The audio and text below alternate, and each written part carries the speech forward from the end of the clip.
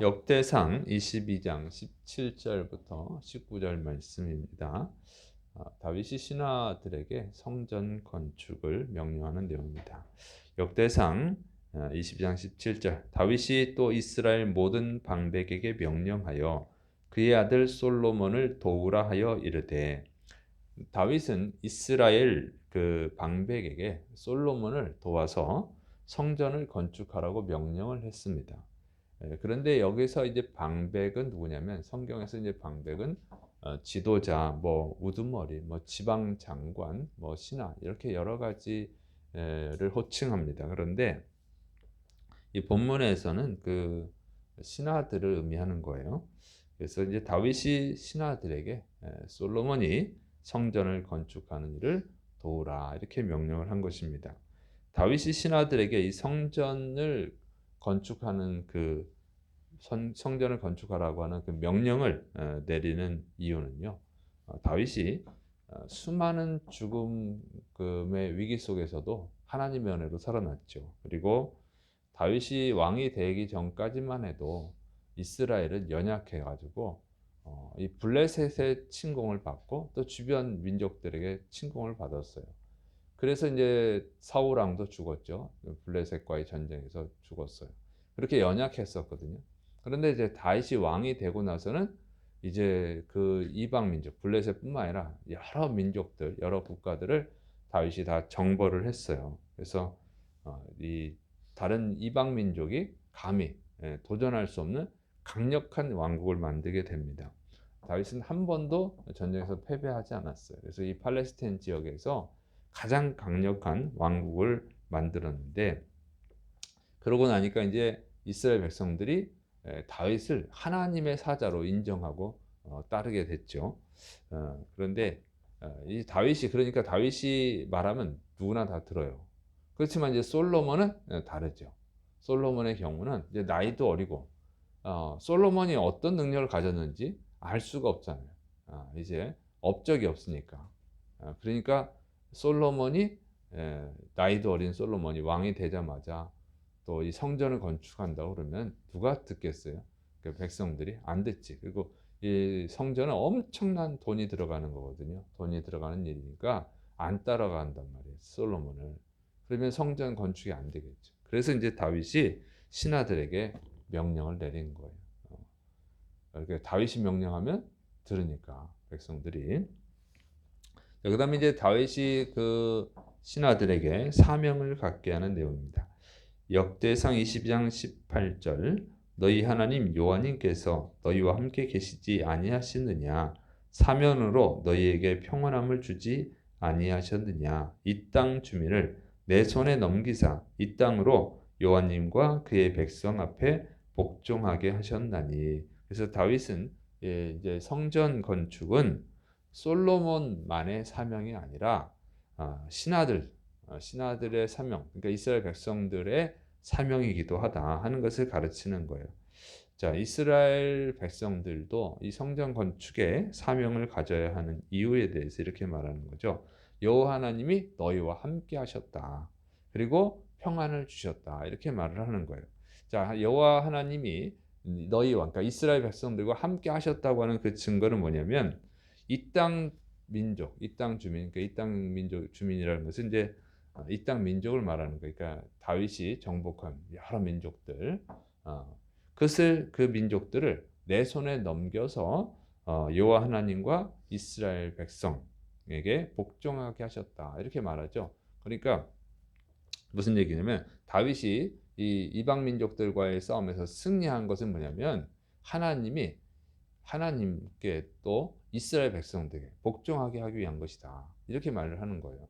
그러니까 내가 승리한 이유는 내가 잘나서 승리한 게 아니고 하나님께서 너희에게 함께 하신 것이다. 너희에게 평안을 주시기 위해서 나로 하여금 승리하게 하신 것이다. 이렇게 말을 하는 거예요. 그러니까 보통은 사울왕 같으면 내가 능력이 있어가지고 내가 전쟁에서 이겼어, 이렇게 얘기할 텐데, 그게 아니고 다윗은 내가 전쟁에서 승리한 것은 하나님이 너희에게, 그러니까 이스라엘 백성들에게 평안을 주시기 위해서 그런 거야, 이렇게 말을 한 거죠. 그러니까 니네가 하나님의 은혜를 입었으니까 너희도 성전을 건축해야 될 사명이 있다. 하나님의 은혜에 감사해서 성전을 건축해야 된다. 이렇게 가르쳐주고 있는 것입니다. 그러니까 여기서 참 배워야 되는 게 있고요. 다윗의 훌륭한 점은 뭐냐면 하나님이 자신한테 축복을 주셨을 때 자신을 높이지 않는다는 거죠. 내가 대단한 사람이야. 하나님이 나를 얼마나 사랑하신 줄 아냐. 나한테 이렇게 은혜를 주셨다. 죽을 고비에서 넘겨주시고 하나님이 난 전쟁할 때마다 승리하게 해주셨어. 한 번도 패배한 적이 없어. 하나님이 이렇게 나를 사랑하셔. 이렇게 하는 게 아니라 어? 그건 개인적으로는 그렇게 하더라도 백성들한테 얘기하는 거예요. 하나님이 너희를 사랑하셔서 너희를 평안하게 해주시려고 나를 통해서 승리하게 하신 거예요. 그러니까 나는 너희의 평안을 위해서 너희를 축복하라고 나를 들어 쓰신 것 뿐이야. 이렇게 말을 한 거예요. 그러니 그 말을 들으면 얼마나 은혜가 됩니까? 그죠? 이스라엘 백성들이 얼마나 은혜가 돼요. 하나님이 나를 정말 사랑하시는구나. 이렇게 되는 거죠. 다윗만 사랑하는 게 아니라 하나님이 나를 사랑하셔서 다윗을 이용하셨구나. 이렇게 되는 거죠. 그러니까 이스라엘 백성들이 얼마나 하나님께 감사하겠습니까? 이런 걸 배워야 돼요. 하나님이 나를 축복하셨을 때 그것이 나만을 위한 축복으로 생각하는 것이 아니라 나를 통해서 누군가를 축복하시는구나. 나를 통해서 누군가에게 은혜를 베푸시는구나. 이렇게 생각을 해야 된다는 거죠. 그래서 그 은혜 받을 자를 찾으면 그 사람이 얼마나 은혜를 받겠습니까? 그죠? 그러니까 이 성도들이 이런 지혜가 있어야 돼요. 하나님이 나를 축복하셨을 때 그걸 내가 다 가지려고 그러면 하나님 은혜가 끊어지는 거예요. 근데 나를 통해서 누군가를 축복하시려고 하는구나 하고 그 축복 받을 사람, 은혜를 나눠줘야 될 사람을 찾아서 은혜를 나눠주면 그러면요 하나님이 기뻐하셔서 더 큰 은혜를 베푸시는 줄을 믿으시 바랍니다.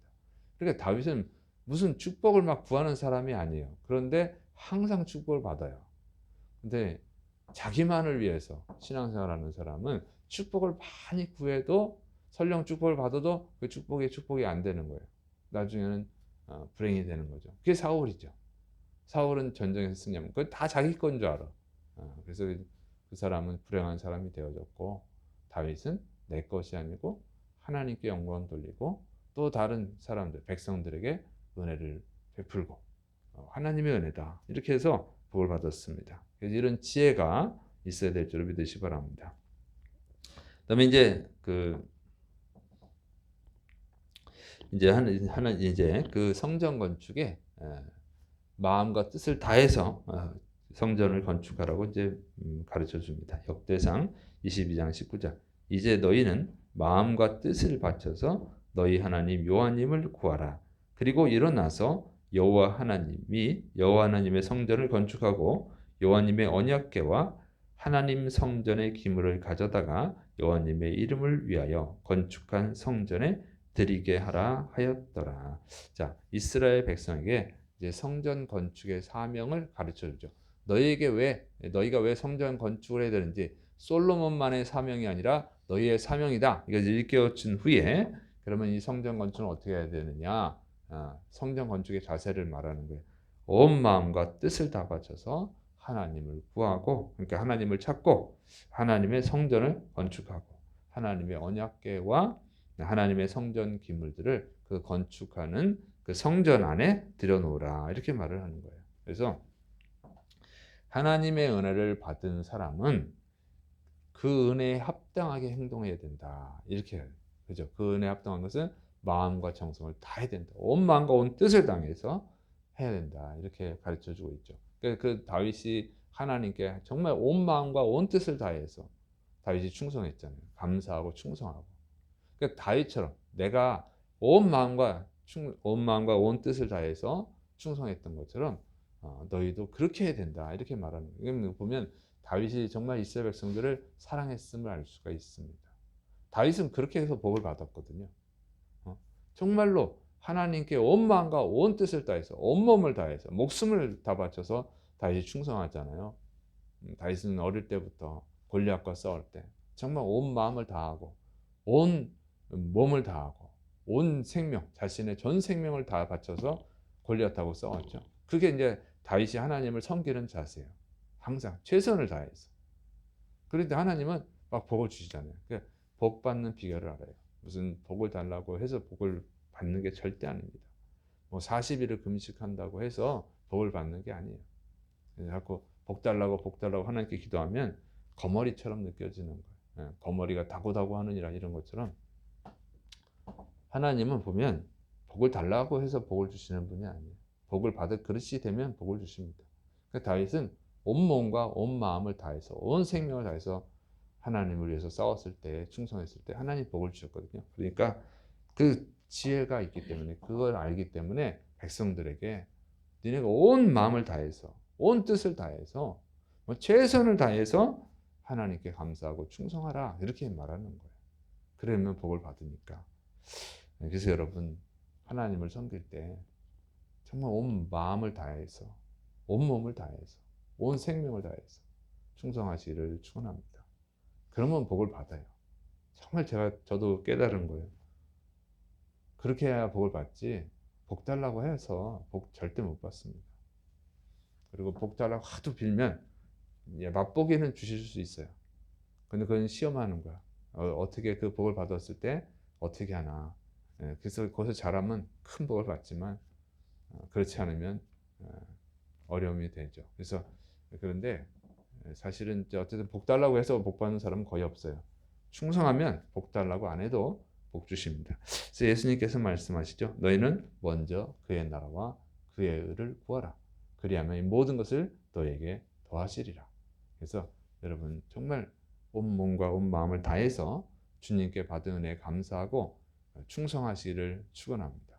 그래서 여러분도 다윗처럼 야 니네도 이렇게 충성해 할 수 있는 그런 축복의 사람들이 되시기를 축원합니다. 기도하겠습니다. 사랑이 많으신 하나님 아버지, 주의 사랑하는 백성들에게 은혜를 더하여 주옵소서. 말씀에서 지혜를 얻고 그 지혜를 실천하여서 구하지 않아도 하나님이 복을 주시는 이 놀라운 은혜를 체험하고 또 다른 사람들에게 그 복을, 그 은혜를 나눠주는 축복의 사람들이 되게 하여 주옵소서. 주께서 역사하심을 믿고 예수님의 이름으로 감사하며 기도드립니다. 아멘.